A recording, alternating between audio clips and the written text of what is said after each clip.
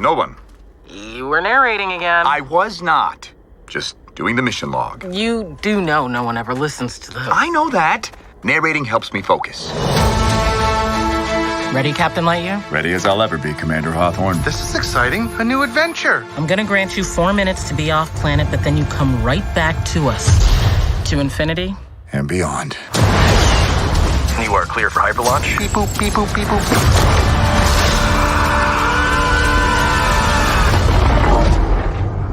Buzz, that was utterly terrifying, and I regret having joined you. Buzz Lightyear to Star Command. Come in, Star Command. Why don't they answer? Hey! Shh! The robots. The what? What is happening right now?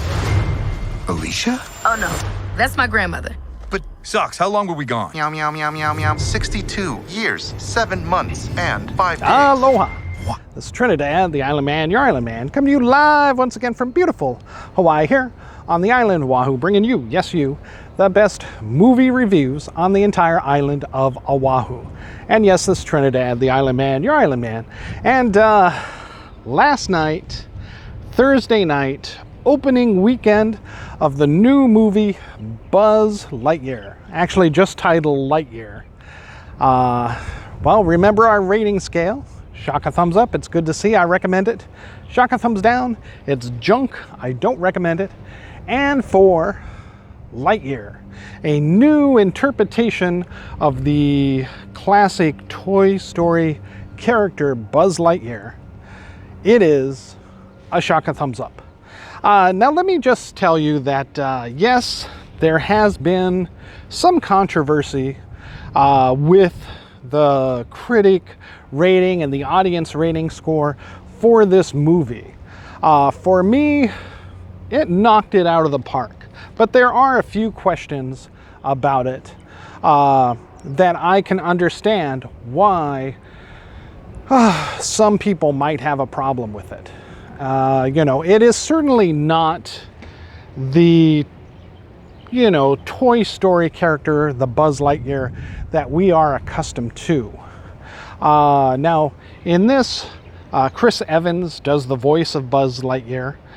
It is still in the animated style of, you know, the classic Toy Story, you know, movies. However, and it is by Pixar, however, this is based on the actual person of Buzz Lightyear, space ranger, astronaut, etc., which the toy is modeled and based off of, along with his story. So in a way, we get some of Buzz Lightyear's backstory and some insight into the actual man, and not just the character of, you know, the person that became what we are accustomed to of Buzz Lightyear, the toy, throughout the Toy Story movies.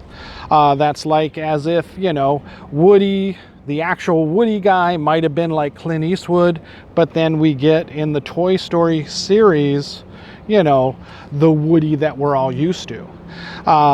This is not, again, the same exact character as Tim Allen's voicing in the Toy Story movies.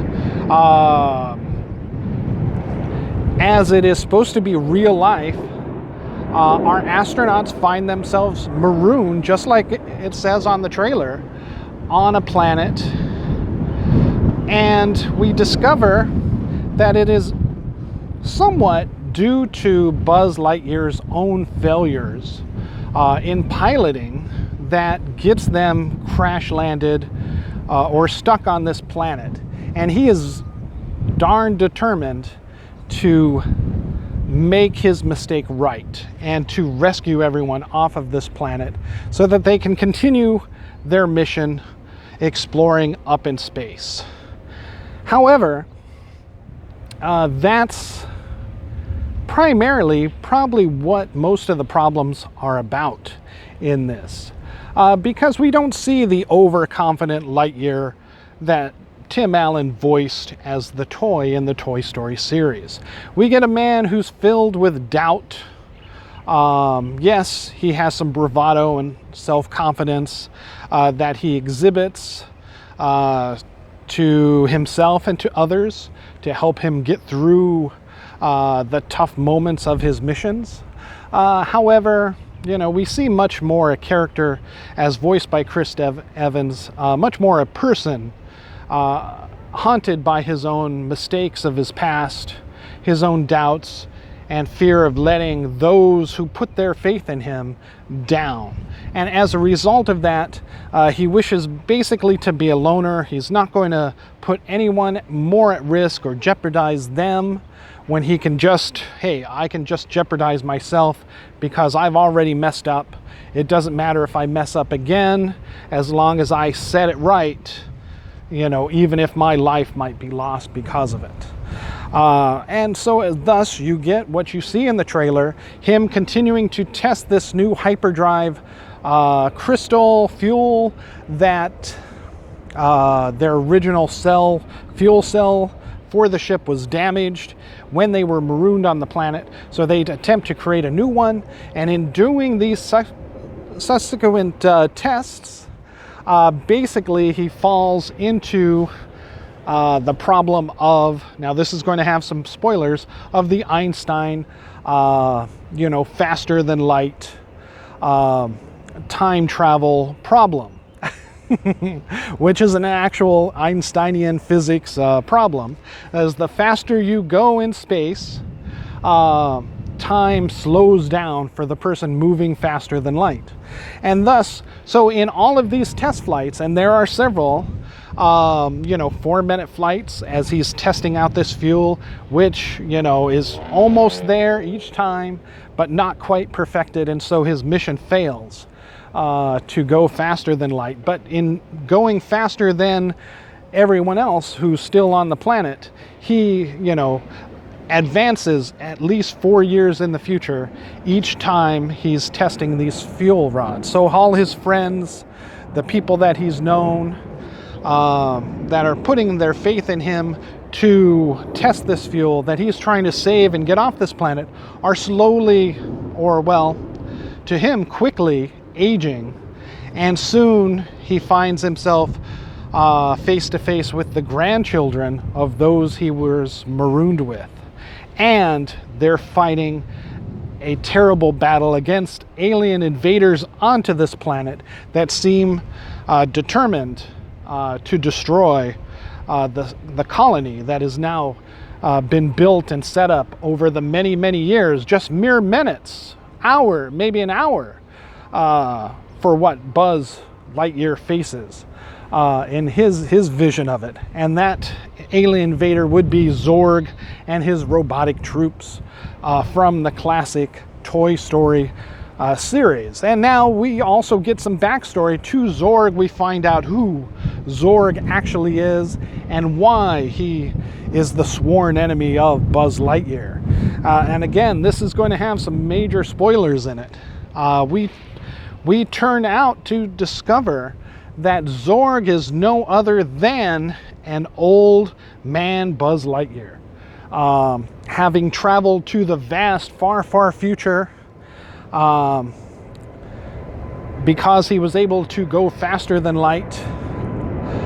He seeks revenge on the people who, because he went faster than light, his mission was successful. However, when he came back to the planet, the elderly people that he had known, because he broke the rules to go on that mission, wished to, instead of praise him for his valor and his heroism, wished to, reprimand him and possibly imprison him for breaking the orders of Space Command. And so in that, he flees to the far, far future where he finds advanced technology, these robots, this new Zorg ship, and the robots cannot pronounce Buzz, so they just say Zorg, and that is how he becomes Zorg. Meanwhile, because there's another Buzz Lightyear who didn't go that far into the future, it's an alternate timeline almost that pits the younger Buzz Lightyear against this older Buzz Lightyear who has become Zorg, who is attempting to steal his fuel rod as his was destroyed, going so far into the future and attempting to come back in time to change the planet to not even be marooned at all, which the younger Buzz Lightyear thinks is a good idea at first, but then comes to realize that without that time passing, if he goes back and changes or allows his older self to turn back that time and not even get marooned on the planet at all, that the people's lives that he comes to cherish, the grandchildren of those he was originally marooned with, will never exist. Their lives would not be what they were, which is mostly, although marooned, happy because, you know, they've settled this new planet, set up this colony, and continued to basically explore and shape things in this new world, calling it their home.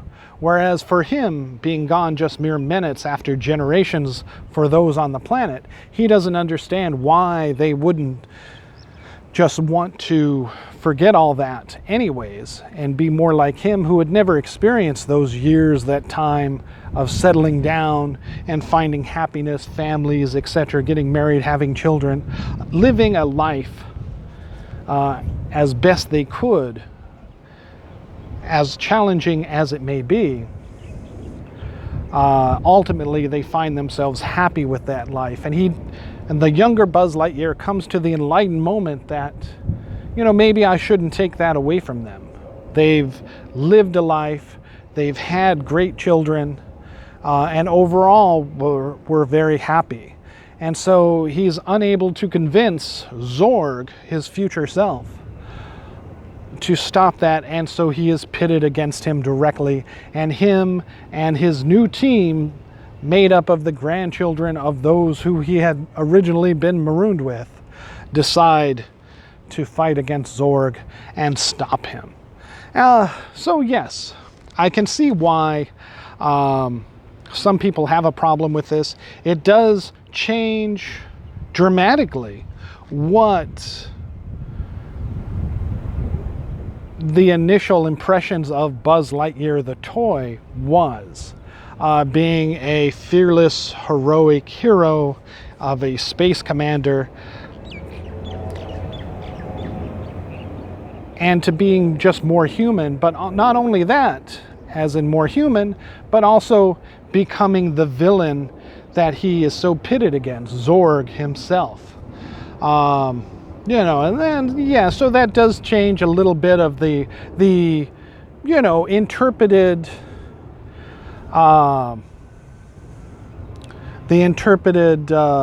vision of what we believed the character to be in Toy Story, those Toy Story movies with Buzz Lightyear, which the toy is based on this man's adventures.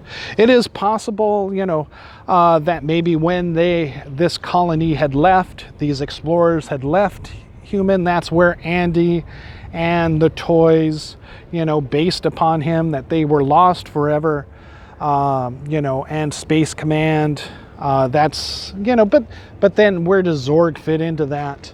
You know, that's another question in the Toy Story series. It's like, well, how did they make a toy of Zorg if Buzz Lightyear and these astronauts never make it back to Earth to tell their story?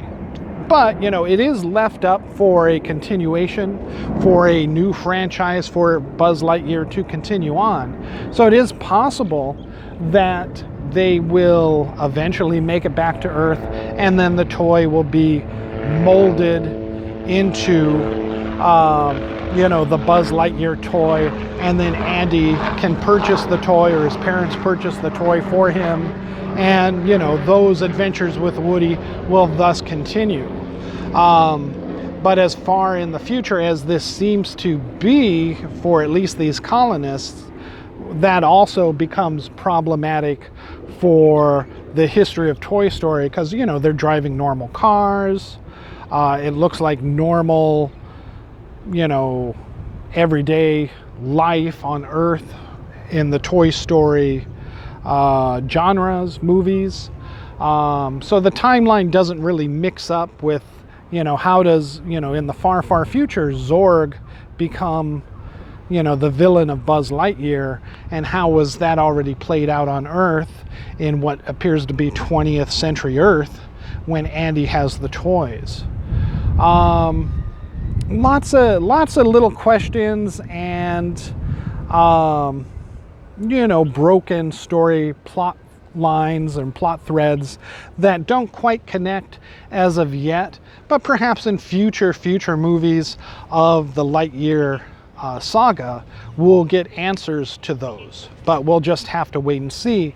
But it's best to just take this movie as its own standalone, separate from what you know or what you thought you already knew about Buzz Lightyear, based only and solely on the Toy Story movies, based upon only the toy of the same name, Buzz Lightyear, as this brave astronaut, finding out that he can't do everything alone. Even though he wants to protect people, he has to rely on someone for help, build and establish teamwork and trust with others, and put that trust in others so that they can help him fulfill the ultimate mission. It can't just be him and him alone, which was kind of shown as Tim Allen's Buzz Lightyear from the very beginning. So even those character traits, filtered down into the Toy Story movies that we get built upon here for what would seem to be the very first time meeting the actual person of Buzz Lightyear. All right, so again, a shock of thumbs up. This has a lot of space adventure, a lot of action, somewhat dark elements, at least for moments here and there. Much more darker, or just as dark as some parts of the Toy Story series of movies. Again, this maybe not for super young children, but especially for like 7 and above, this movie will become a new genre of excitement for the Toy Story franchise, and maybe spark a whole new franchise of the Pixar Toy Story characters. Like I said, maybe we'll get the real cowboy that Woody is based on this series, but at the very least, we will and should see much more movies with Buzz Lightyear voiced by Chris Evans. All right, again, shock a thumbs up for Lightyear. Go ahead and check it out where you can, however you can, and mahalo and aloha.